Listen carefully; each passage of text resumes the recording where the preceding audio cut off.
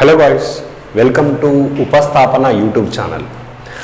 So యాక్చువల్గా మన ఉపస్థాపన YouTube ఛానల్లో మనం వెరీ రీసెంట్గా మన తెలంగాణలో వెరీ రీసెంట్గా మనకు సింగరేణిలో సంబంధించిన ఒక నోటిఫికేషన్ వచ్చింది.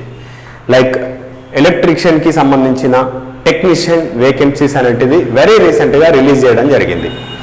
సో చాలామంది ఆస్పిరెంట్స్కి దీనికి ఎలాంటి సిలబస్ ఉండొచ్చు అండ్ గతంలో ఎలాంటి ప్రశ్నలు అడిగారు, సో ఎలక్ట్రీషియన్ చదివిన వాళ్ళకి ఐడియా లేదు. So no problem.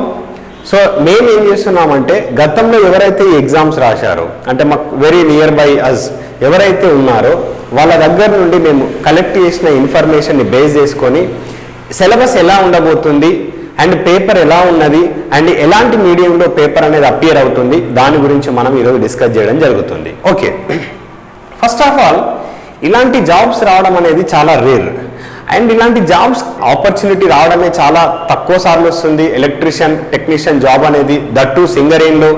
మళ్ళీ ఈ సింగరేణిలో ఓన్లీ నార్త్ జోన్ వాళ్ళు మాత్రమే లోకల్ అవుతారు. లైక్ ఆదిలాబాద్, కరీంనగర్, వరంగల్, ఖమ్మం ఇదివరకు ఉన్న ఉమ్మడి జిల్లాలు, ఈ 4 డిస్ట్రిక్ట్లు వాళ్ళు మాత్రమే లోకల్ అవుతున్నారు.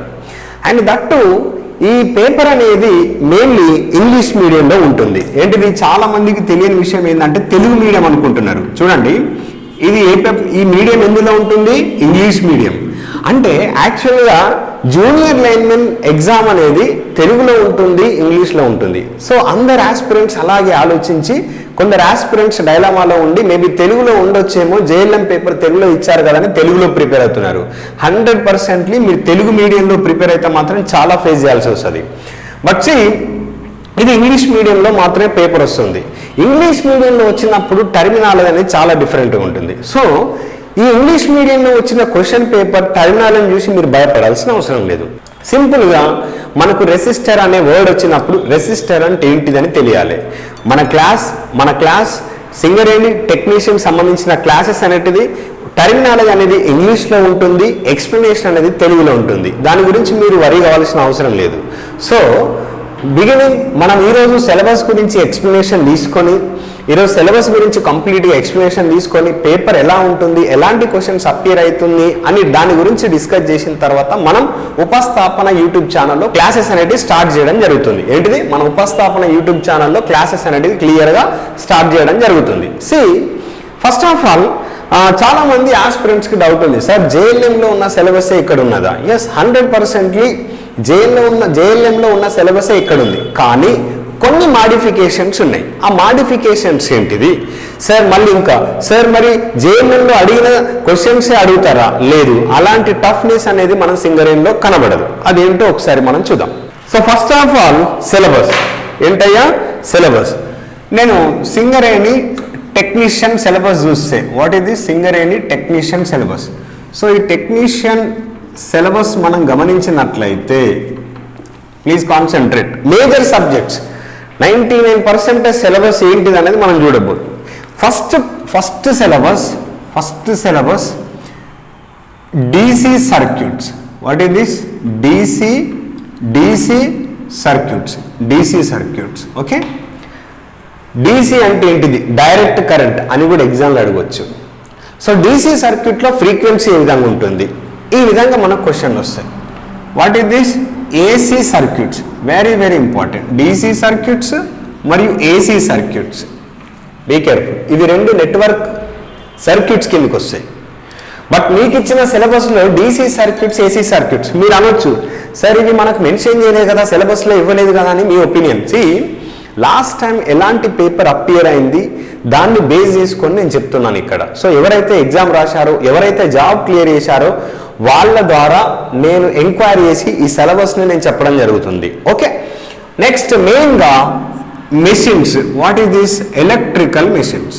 ఈ ఎలక్ట్రికల్ మెషిన్స్లో ఏమేమి ఉంటాయి దాని గురించి మనం డిస్కస్ చేస్తాం. ఎన్ని మెషిన్స్ ఉంటాయి, అసలు మెషిన్ అంటే ఏంటిది, ఏమేమి రూల్స్ ఉన్నాయి, బేసిక్ రూల్స్ అడుగుతారు. ఓకే, నెక్స్ట్ వచ్చి పవర్ సిస్టమ్ ఉంటుంది. What is this? నేను ఒక్కొక్క దాని గురించి నేను క్లియర్గా ఎక్స్ప్లెయిన్ చేస్తాను. You don't worry. Power system ఉంటుంది. మేజర్గా ఏదన్నా ఎలక్ట్రీషియన్ చేస్తున్నప్పుడు మనం ఎక్కువ కాన్సన్ట్రేట్ చేసే సిలబస్ ఏది? ఏంటిది? DC circuits, AC circuits, electrical machines, power system. ఇంకొక టాపిక్ ఏంటిది అని అంటే మెయిన్గా ఇల్యూమినేషన్. Very very important. చిన్న టాపిక్ కానీ ఎక్కువ క్వశ్చన్లు వస్తాయి. Illumination and light system. ఏంటిది? ఎలాంటి లైట్లు వాడాలి? Light system very very important, very very important. Daily లైఫ్లో ఎలక్ట్రీషియన్ చేసిన వాళ్ళు డైలీ లైఫ్లో మీ నిజ జీవితంలో ప్రతి ఒక్కటి చూస్తుంటారు. ఈ బల్బు పేరేంటిది? ట్యూబ్ లైట్ని ఏమంటారు? జనరల్గా మన ప్రతిరోజు వాడే పదాల్లో వేరు, మన టెక్నికల్లో మాట్లాడే లాంగ్వేజ్ వేరు. సో ఇలాంటి క్వశ్చన్స్ ఈ లైటింగ్ సిస్టమ్ నుండి కానీ ఇల్యూమినేషన్ నుండి కానీ క్వశ్చన్లు మనకు అపియర్ అవుతున్నాయి. So be careful. ఇల్యూమినేషన్ అంటే ఏంటిది? ఈ లైట్ ఎలా వచ్చింది? ఇది మనం ఇక్కడ చూస్తాం. క్లియర్? ఓకే. అడిగితే బేసిక్స్, ఎలక్ట్రికల్ బేసిక్స్ అంటే ఎలక్ట్రానిక్ బేసిక్స్ అడుగుతాడు. Electronic basics. Be careful. Electronic basics. This is your syllabus. Only 1, 2, 3, 4, 5, 6 subjects. చాలా మంది అంటారు సార్ బ్యాటరీస్ ఉందా? No, batteries is not there. మనకి ఇందులో బ్యాటరీస్ అనే సిలబసే లేదు. ఓకే, ఇది సిలబస్. నేను సిలబస్ గురించి ఇండివిజువల్ ఎక్స్ప్లెనేషన్ తీసుకుంటాను. ఎవరైతే ప్రీవియస్ ఆస్పిరెంట్స్ ఉన్నారో ఎగ్జామ్స్ జనరల్గా JLMలో సమ్ ఒక 20% ఆర్ 50% అనేది నాన్ టెక్నికల్ ఉంటుంది. సో ఇక్కడ మనకు మొత్తం 100% వెయిటేజ్ తీసుకుంటే, వాట్ ఇస్ దిస్? 100% వెయిటేజ్ తీసుకుంటే total question paper not 100 marks. నేను 100 మార్క్స్ గురించి మాట్లాడతలేను. 90 మార్క్స్కే ఇచ్చాడు పేపర్ లాస్ట్ టైం. మొత్తం 90 మార్క్స్కి ఇచ్చాడు పేపర్. ఇందులో టెక్నికల్ వచ్చి టెక్నికల్ ఒక సెక్షన్ ఉంటుంది. What is this? టెక్నికల్. ఇది ఇంకొకటి నాన్ టెక్నికల్ ఉంటుంది. మరి నాన్ టెక్నికల్ ఎంత సార్, టెక్నికల్ ఎంత అని ఉద్దేశం. చూడండి, టెక్నికల్ వచ్చి మనకు మోస్ట్లీ 80% ఉంటుంది. What is this? 80%. ఇదెంత ఉంటుందండి? 20%. అంటే ఇక్కడ నేను జాబ్ డిసైడ్ చేసేది ఎవరు? Technical knowledge. Yes or no. కానీ కొన్నిసార్లు కాంపిటీషన్ ఎక్కువ ఉన్నప్పుడు మనం నాన్ టెక్నికల్ని కూడా కాన్సన్ట్రేట్ చేయాలి. సో ఈ రోజున అందరూ JLM కోచింగ్ తీసుకుంటున్నారు. JLM గురించి అవేర్నెస్ ఉంది. సేమ్ సిలబస్ కూడా ఇక్కడ ఉంది. సో డెఫినెట్గా మనం రెండింటి మీద ఫోకస్ చేయాలి. ఏంటిది? రెండింటి మీద ఫోకస్ చేయాలి. ఈ 80% ఉంది కదండి, ఈ 80% అంటే ఇదంతా వస్తుంది. What is this? ఇదంతా వస్తుంది. 80% అంటే టెక్నికల్, కంప్లీట్ టెక్నికల్ సిలబస్. ఏంటిది? 80% అనేది టెక్నికల్. మరి 20% ఏంటిది అని doubt. Telangana history basics, Telangana geography basics, depth ఏం అడగడండి. అండ్ చిన్న చిన్న రీజనింగ్ బిట్స్, రీజనింగ్ క్వశ్చన్లు అడుగుతాడు. రక్త సంబంధాలు కావచ్చు, అడిషన్, సింప్లిఫికేషన్ కావచ్చు. That is called reasoning. Basic things అడుగుతారు. సో ఈ నాన్ టెక్నికల్లో మనం గమనించినట్లయితే TS జాగ్రఫీ మెయిన్గా, అంటే Telangana geography. Please concentrate.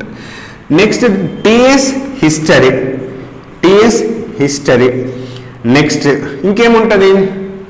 Reasoning తీసుకుందాం. స్కీమ్స్ అడగొచ్చు. రీసెంట్గా ఎలాంటి పథకాలు ఇంట్రడ్యూస్ చేశారు, ఎలాంటి పథకాలు విడుదల చేశారు, ఎలాంటి హిస్టరీలో నిజామ్స్ రూల్ ఎలా ఉండేరు, వాళ్ళ పరిపాలన ఏ విధంగా ఉంది. అదేవిధంగా జాగ్రఫీకి వచ్చినప్పుడు అంటే స్కీమ్స్ అండ్ పండగలు. What is this? పండగలు వెరీ వెరీ ఇంపార్టెంట్. పండగలు అంటే సపోజ్ నాగోబ జాతర ఎక్కడ జరుపుకుంటారు? ఇలాంటి క్వశ్చన్లు అడుగుతారు. ఏ జిల్లాలో జరుపుకుంటారు, ఏ గ్రామంలో జరుపుకుంటారు. భద్రకాళి టెంపుల్ ఏ జిల్లాలో కలదంటారు. ఈ క్రింద ఇచ్చిన ఏ జిల్లాలో కలదు. అదేవిధంగా కడెం రిజర్వాయర్ ఏ జిల్లాలో ఉంది అని అంటాడు. బేసిక్ క్వశ్చన్స్ ఇవన్నీ JLMలో అడిగారు. ఇలాంటి బేసిక్ క్వశ్చన్స్. లేదంటే సమ్మక్క సారలమ్మ జాతర ఎప్పుడు జరుపుకుంటారు, లేదంటే ఎన్ని రోజులకు ఒకసారి జరుపుకుంటారు. ఇవన్నీ JLMలో అడిగిన క్వశ్చన్స్. అంటే ITI స్టాండర్డ్స్ని బేస్ చేసుకొని ITI స్టాండర్డ్స్కి సమానమయ్యే విధంగా క్వశ్చన్ పేపర్ అనేది డిసైడ్ చేయడం జరుగుతుంది. సో ఎప్పుడైనా ఒక ఆస్పిరెంట్ ఎలా ఉండాలి అని అంటే, సార్ కాంపిటీషన్ చాలా ఉంది, ఇంత కాంపిటీషన్లో నేను ఎలా నెగ్గగలను అని నీ డౌట్. సో ఇక్కడ నువ్వు భయపడాల్సిన అవసరం లేదు. First of all A aspirant అయితే ప్రతి టాపిక్ పైన కాన్సన్ట్రేట్ చేస్తాడో, టెక్నికల్తో పాటు నాన్ టెక్నికల్, బట్ ఎక్కువ కాన్సన్ట్రేషన్ ఎక్కడ ఉండాలి? టెక్నికల్ పైన. 100% నువ్వు టెక్నికల్ని కవర్ చేయాలి. 100% అన్ని బేసిక్సే. 100% టెక్నికల్ పైన నువ్వు కాన్సన్ట్రేట్ చేసినావు అనుకో, చూడండి 20% అనేది అందరికీ కామనే. 20% అనేది అందరికీ common in the sense Telangana history చదవాలి, తెలంగాణ జాగ్రఫీ చదవాలి, పండుగలు చదవాలి, స్కీమ్స్ చదవాలి, ఇవన్నీ చదవాలంటే it takes lot of time, చాలా సమయం పడుతుంది. ఈవెన్ నువ్వు బేసిక్స్ కవర్ చేద్దామన్నా కూడా చాలా సమయం పడుతుంది. సో నువ్వు ఇందులో సక్సెస్ రేట్ అనేది తక్కువ ఉంటుంది. ఈ 20 అవుట్ ఆఫ్ 20 కవర్ చేయాలంటే 20కి 20% కవర్ చేయాలంటే చాలా కష్టం. సో నీ మెయిన్ టార్గెట్ ఏంది? ఈ టెక్నికల్ సిలబస్ 80%. Technical syllabus 80%. దీనిపైన నువ్వు ఫోకస్ చేసినావు అనుకో, ప్రతి ఒక్క topic very very easy. We are ready to hear. మేము ఇక్కడ ఉన్నాం. టెక్నికల్ సిలబస్ ప్రతిదీ బేసిక్స్ ఏ విధంగా క్వశ్చన్స్ అడుగుతాడు, ప్రతి question after explanation of topic, ప్రతి టాపిక్ ఎక్స్ప్లెయిన్ చేసిన తర్వాత అందులో ఎలాంటి ప్రశ్నలు అడుగుతారు అది మనం చూస్తాం. ఎలాంటి ప్రశ్నలు అడిగారు ఇది వరకు గతంలో జరిగిన ఎగ్జామ్స్కి, జైలైనా కావచ్చు, అడగబోయే ప్రశ్నలు ఏ విధంగా ఉంటున్నాయి వాటి గురించి మనం డిస్కస్ చేస్తాం. అర్థమవుతుందా? వాటి గురించి మనం డిస్కస్ చేస్తాం. So please careful. So what is your target? ఈ 80%ని నువ్వు ఫోకస్ చేయాలి. 80%ని ఫోకస్ చేయాలి. Once if you concentrate all the syllabus, once నువ్వు ఒక్కసారి ఈ మొత్తం 80% టెక్నికల్ మీద ఫోకస్ చేసినావు అనుకో, నువ్వు కాంపిటీషన్ని చూడాల్సిన అవసరం ఏముంది? కాంపిటీషన్ ఎందుకు చూస్తావు? అవసరం లేదు. కాంపిటీషన్తో పని లేదు. ఒక ఆస్పిరెంట్ ఎప్పుడైనా 100కి 100% సిలబస్ పైన ఫోకస్ చేసే కాంపిటీషన్ నీకు అవసరం లేదు. ఖచ్చితంగా పేపర్లో వచ్చే క్వశ్చన్ ఇందులో నుండి ఎక్కడికి పోదు. Is it clear? So what is your target? Concentrate technical and little bit me focus ఎక్కడ ఉండాలంటే టీఎస్ జాగ్రఫీ. ఓకే, ఇప్పుడు జనరల్గా సింగరేణి ఎగ్జామ్ ప్యాటర్న్ ఏ విధంగా ఉంటుంది అని అంటే, చూడండి సింగరేణి ఎగ్జామ్ ప్యాటర్న్ ఏ విధంగా ఉంటుంది అని అంటే, మినిమం 45 రోజులు ఉంటాయి. 45 రోజులు ఉంటాయి. సపోజ్ మనకి ఇచ్చిన రిక్రూట్మెంట్లో 4 ఎగ్జామ్లు పెట్టాలి. జనరల్గా 4 ఎగ్జామ్లు పెట్టాలి అనుకుంటే వాడు ప్రతి ఒక్క వారానికి ఒక్కొక్క ఎగ్జామ్ పెడతారు వాళ్ళు, కంపెనీ వాళ్ళు. సో ప్రతి ఒక్క వారానికి ఎగ్జామ్ పెడతారంటే టెక్నీషియన్ సంబంధించిన వాళ్ళు, అంటే ఐటీఐ కావచ్చు, ఫిట్టర్ కావచ్చు, వెల్డర్ కావచ్చు, వీళ్ళందరికీ ఒకే రోజు పెట్టవచ్చు. సపోజ్ జూనియర్ అసిస్టెంట్ ఎగ్జామ్ ఉంది అనుకుందాం, నోటిఫికేషన్ ఇవ్వలేదు కానీ అనుకుందాం. So same notification junior assistant ఇచ్చాడు, టెక్నీషియన్ ఇచ్చాడంటే టెక్నీషియన్ ముందు పెట్టవచ్చు, లేదంటే జూనియర్ అసిస్టెంట్ ముందు పెట్టవచ్చు. దట్ మీన్స్ ఈ ఫస్ట్ వీక్లో జూనియర్ అసిస్టెంట్ పెట్టాడంటే నెక్స్ట్ వీక్లో టెక్నీషియన్ పెడతాడు. సో ఇప్పుడు టెక్నీషియన్ పెట్టాలంటే నెక్స్ట్ వీక్లో జూనియర్ అసిస్టెంట్ పెడతారు. సో ఈ విధంగా వన్స్ ఎగ్జామ్ స్టార్ట్ అయినాయంటే ప్రతి వారానికి ఒక ఎగ్జామ్ పెట్టడం జరుగుతుంది. ఖచ్చితంగా 10 రోజుల ముందు హాల్ టికెట్ వస్తుంది. Be careful. సో ఖచ్చితంగా ఇప్పుడు ఎగ్జామ్ నోటిఫికేషన్ రిలీజ్ అయినప్పటి నుండి 45 days కంపల్సరీ టైం ఉంటుంది, అలా డౌటే లేదు. 45 రోజులు టైం ఇస్తారు. 10 రోజుల ముందు అడ్మిట్ కార్డ్ వస్తుంది. So that is what I'm telling here. Which questions అంటే ఏ టాపిక్స్ నుండి ఎలాంటి క్వశ్చన్స్ వస్తాయి. సో ఇందులో మీరు ఇప్పటి నుండి గమనించిన 40 days టైం ఉంది. ఈ 40 days టైంలో నీ ఫోకస్ అంతా ఎక్కడ ఉండాలి? ఈ సిలబస్ పైన ఉండాలి.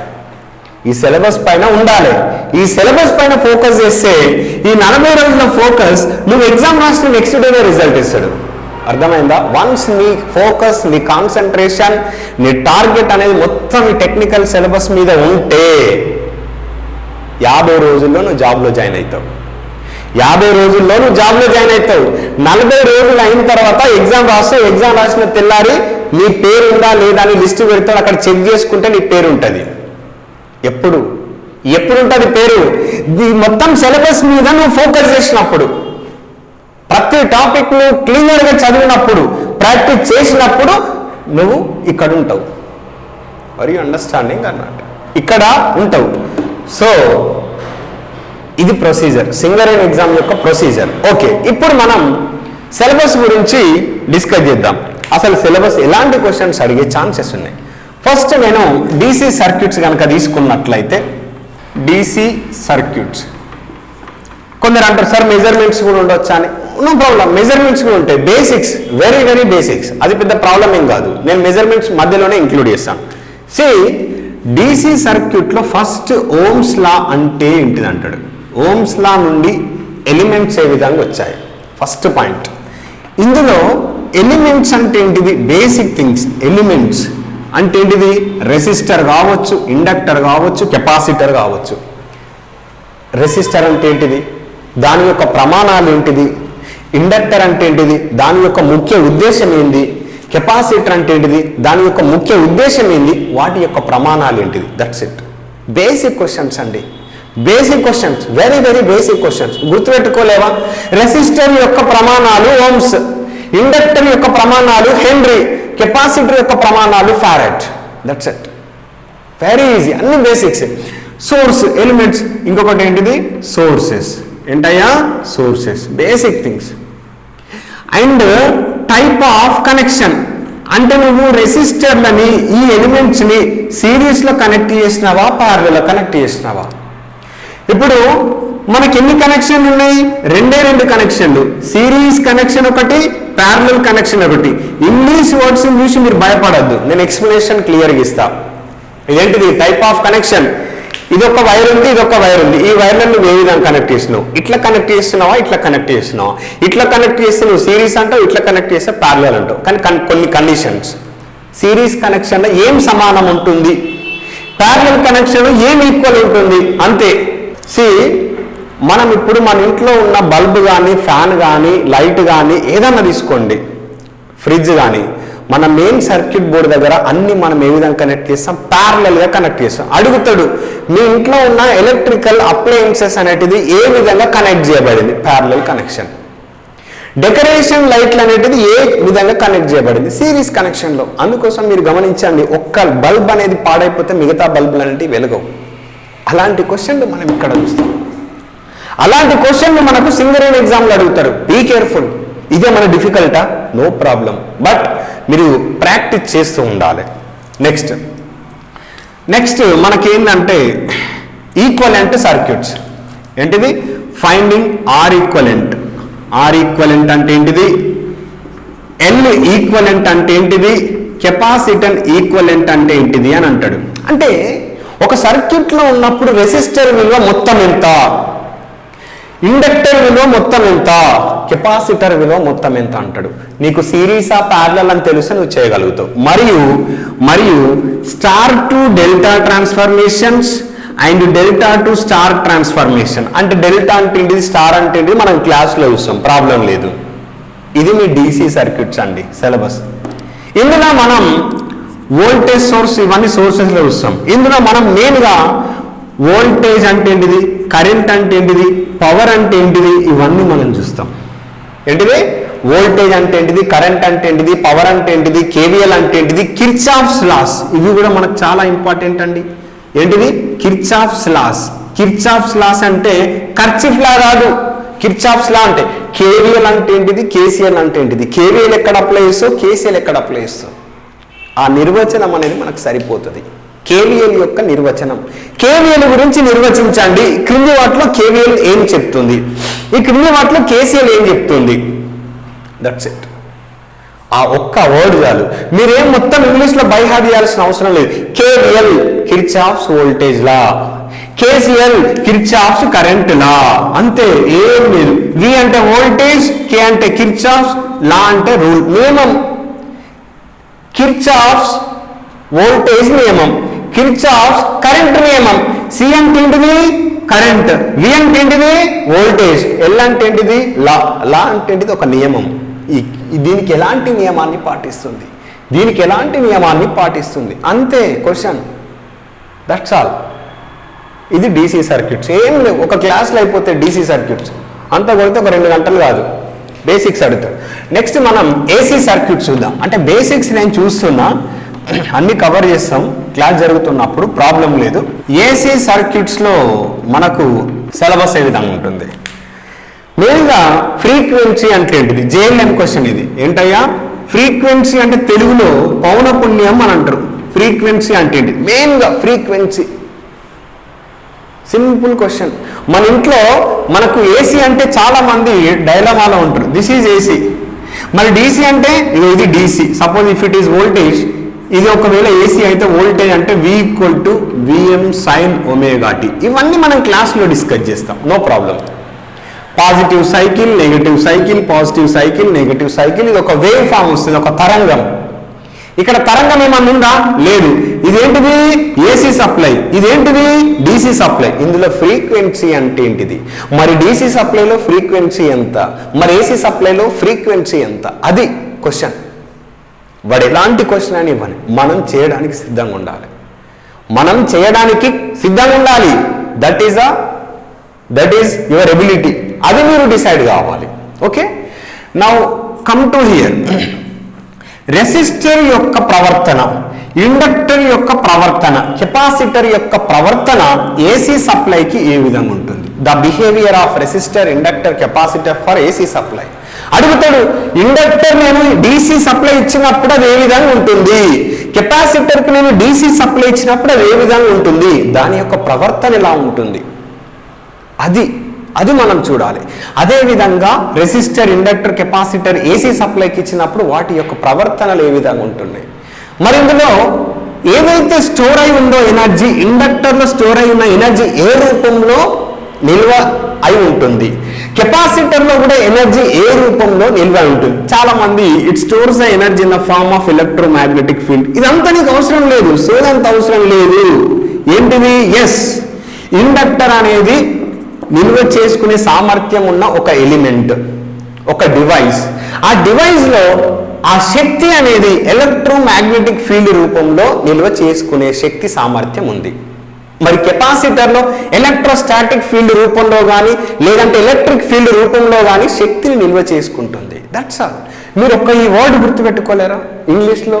ఇదొక్క పదాన్ని మీరు గుర్తుపెట్టుకోలేరా ఇంగ్లీష్లో? ఏం డిఫికల్టీ ఉండదు, దేర్ ఈజ్ నో డిఫికల్టీ, భయపడాల్సిన అవసరం లేదు. సో ఇలాంటి క్వశ్చన్లు మనం ఏసీ సర్క్యూట్స్లో చూస్తాం. ఫేజ్ అంటే ఏంటిది, లీడ్ అంటే ఏంటిది, ల్యాగ్ అంటే ఏంటిది, ఫ్రీక్వెన్సీ అంటే ఏంటిది, టైం పీరియడ్ అంటే ఏంటిది, వేవ్ ఫామ్ అంటే ఏంటిది, ఆర్ఎంఎస్ వాల్యూ అంటే ఏంటిది, యావరేజ్ వాల్యూ అంటే ఏంటిది. ఇది సర్క్యూట్స్ అండి. సర్క్యూట్స్ నుండి మనకు 2 సర్క్యూట్స్ ఉంటాయి. ఓకే, నెక్స్ట్ మెషిన్స్ మనం చూస్తే, ఓకే, పవర్ సిస్టమ్ చూద్దాం. ఇప్పుడు జనరల్గా చాలామంది చూడండి, క్లాస్ వినేటప్పుడు సింగరేణిలో మైనింగ్లోకి దిగిన తర్వాత ఎవరైతే ఈ క్లాసెస్ బాగా వింటారో, ఎస్పెషల్లీ మెషిన్స్, క్వశ్చన్స్ అన్నింటిలో నుండి వస్తాయి.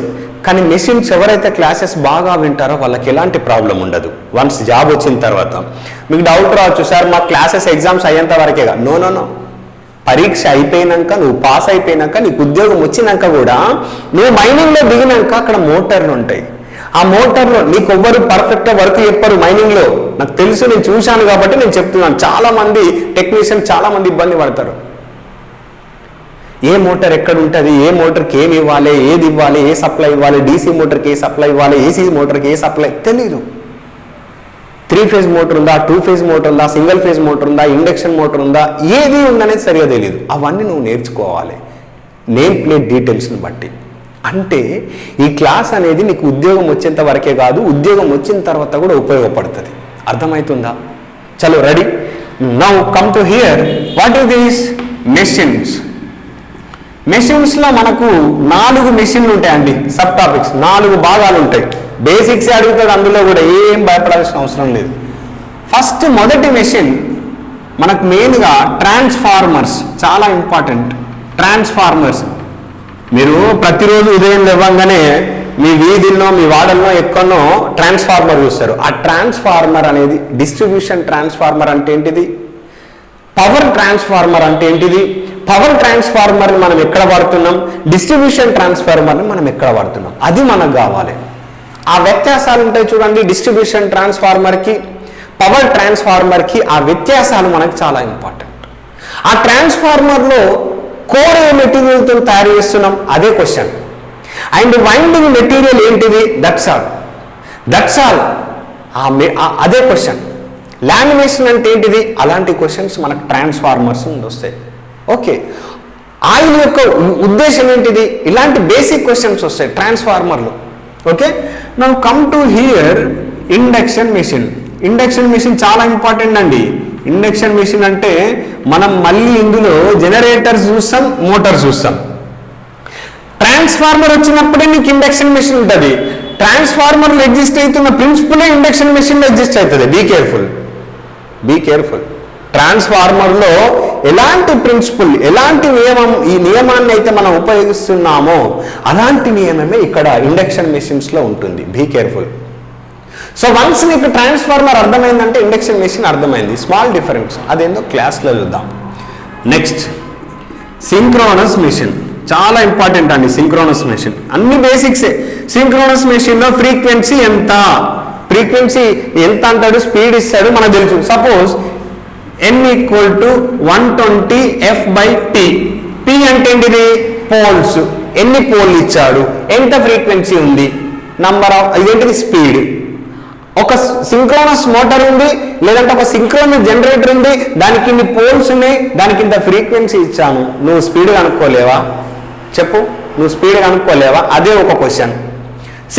Suppose n equal to frequency నేను 50 ఇచ్చాను, 50 హెర్ట్జ్. సపోజ్ నేను పోల్స్ 6 పోల్స్ ఇచ్చాను, 6 × 6 6 × 12, 5 × 10. ఎన్ని సున్నాలు ఉన్నాయి, 1 2, అంటే 1000 RPM. స్పీడ్ని ఎందులో కొలుస్తారయ్యా, రొటేషన్ పర్ మినిట్. RPM అంటే ఏంటిది, రొటేషన్ పర్ మినిట్. ఇంకేం వరి కావద్దు, ఏం పెద్దగా ఏం ఇలా మొదలు కొట్టేది ఏం లేదు. అన్ని బేసిక్స్, చిన్న చిన్న విషయాలు. అది చెప్పడం అనేది ఇంపార్టెంట్.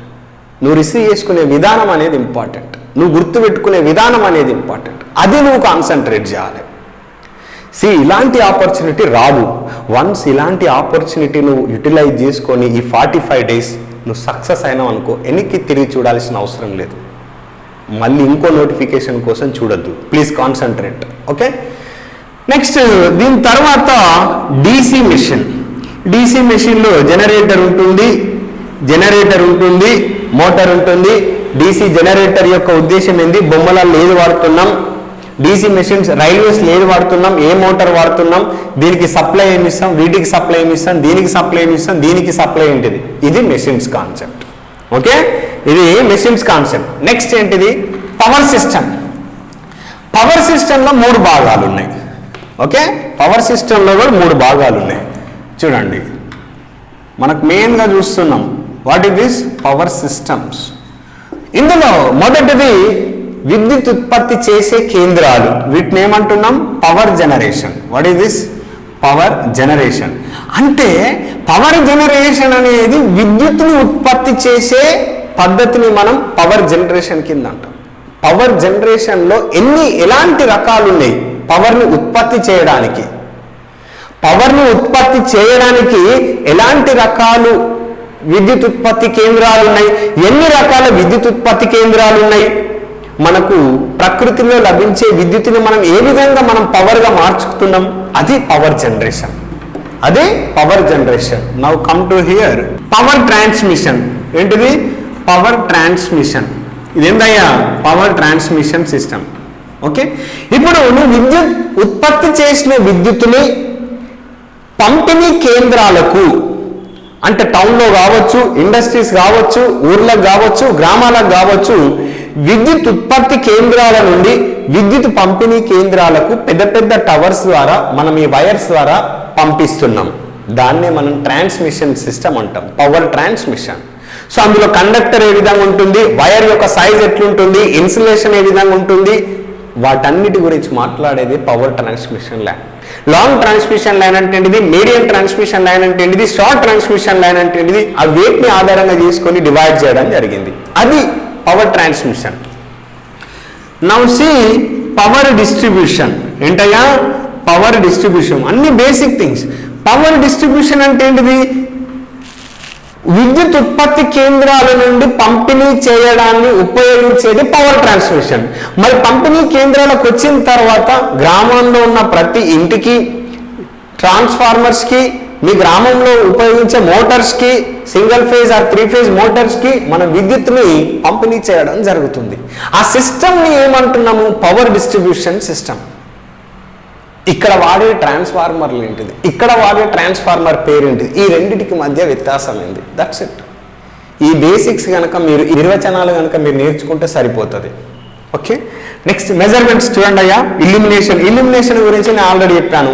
లైట్స్ ఎలాంటివి వాడుతున్నారు, డెకరేషన్ ల్యాంప్స్ ఏంటిది, ఇంట్లో ఎలాంటివి వాడుతున్నారు, ఎలాంటి ఇల్యూమినేషన్ మనకు ఉపయోగపడుతుంది, ఇల్యూమినేషన్ యొక్క లెవెల్ ఎంత, basic questions. Be careful, don't worry.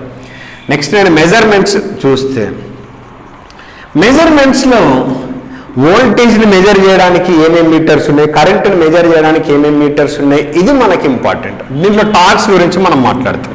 ఏందయ్యా? టార్క్ గురించి మాట్లాడతాం. First thing torque. ఏమేమి టార్క్ ఉంది? డిఫ్లెక్షన్ టార్క్, కంట్రోలింగ్ టార్క్, ఇవన్నీ ఉంటాయి. మీటర్స్, వివిధ రకాల మీటర్స్ అంటే ఏంటిది?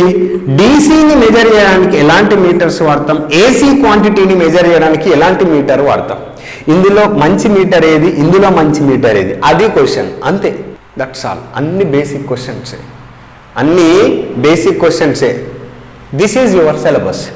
ఎలిమినేషన్ ఉంటుందండి, ఎలక్ట్రానిక్ బేసిక్స్ ఉంటాయి. అందులో ఎలక్ట్రానిక్ బేసిక్స్లో డయోడ్ అంటే ఏంటిది, ఫుల్ వేవ్ రెక్టిఫైర్ అంటే ఏంటి, హాఫ్ వేవ్ రెక్టిఫైర్ అంటే, దాంతో మనకి ఏం ప్రాబ్లం లేదు. ఓకేనా? ఇది మనకు మేజర్ సిలబస్. ఇది మనం కాన్సన్ట్రేట్ చేయాలి. Once if you concentrate on syllabus, me syllabus పైన పూర్తిగా కాన్సన్ట్రేట్ చేస్తే ప్రతిరోజు క్లాసెస్ ఉంటే మీకు ఖచ్చితంగా ఉద్యోగం వస్తుంది. ఈ 45 రోజుల పాటు ఎవరైతే ఎంత సీరియస్గా ఉండి ఎంత మంచిగా క్లాసెస్ శ్రద్ధగా వింటారో ఆ 45 రోజుల తర్వాత మీరు ఇది గుర్తుపెట్టుకోకున్నా ప్రాబ్లం లేదు. Once if you get a job, ఒక్కసారి నీకు ఉద్యోగం వచ్చిందనుకో, తర్వాత నువ్వు హ్యాపీగా బతికేయచ్చు. సో ఇలాంటి అవకాశం రాదు. సింగరేణిలో ఇలాంటి అవకాశం రాదు. లైన్మెన్, ఎలక్ట్రీషియన్, ఐటీఐలో ఎలక్ట్రీషియన్ చేసిన వాళ్ళకి ఇలాంటి అవకాశం రాదు. Be careful. మళ్ళీ ఇంకో నోటిఫికేషన్ కోసం వెయిట్ చేయొద్దు. ఎస్పెషల్లీ వరంగల్, కరీంనగర్, ఖమ్మం, ఆదిలాబాద్ 4 జిల్లాలు. కొన్ని జిల్లాలు సింగరేణికి లోకల్ పరిధిలోకి రావచ్చు, రాకపోవచ్చు, ఇప్పుడేం ప్రాబ్లం లేదు, కానీ ఫర్దర్గా. సో అలాంటి వాళ్ళు ఇప్పుడు కానీ జాబ్ క్లియర్ చేస్తే ఉమ్మడి జిల్లాల తర్వాత ఎవరైతే నాన్ లోకల్ అవుతారో వాళ్ళు జాబ్ వస్తే వాళ్ళు లోకల్ అయిపోతారు. So be careful. సో దీని గురించి మనం ఉపస్థాపన మన యూట్యూబ్ ఛానల్లో వీటి గురించి ప్రతిరోజు క్లాసెస్ అనేటిది మనం ప్రొవైడ్ చేయడం జరుగుతుంది. సో ఎవరైతే ఈ సింగరేణి టెక్నీషియన్, ఐటీఐ ట్రేడ్లో, ఎలక్ట్రీషియన్లో ఎవరైతే ఇంట్రెస్ట్ ఉందో ఆ ఇంట్రెస్ట్ ఉన్న వాళ్ళు ఇక్కడ కాంటాక్ట్ నెంబర్కి మీరు అప్రోచ్ చేయండి. ఓకేనా? So as soon as possible, ఎంత తొందరగా వీలైతే అంత తొందరగా మేము క్లాసెస్ స్టార్ట్ చేయడం జరుగుతుంది. మోస్ట్లీ మేము క్లాసెస్ రికార్డ్ చేసి మీకు ఎవరైతే ఇంట్రెస్ట్ ఉందో వాళ్ళు కాల్ చేస్తారో వాళ్ళకి మేము క్లాసెస్ అనేది పంపించడం జరుగుతుంది. Okay, thank you to everyone. అదేవిధంగా సబ్స్క్రైబ్ చేయండి, షేర్ చేయండి. ఎవరైతే ఇంట్రెస్ట్ ఉందో మీ నంబర్ పోస్ట్ చేయండి, కమెంట్ చేయండి అండ్ షేర్ చేయండి. రైట్? Thank you.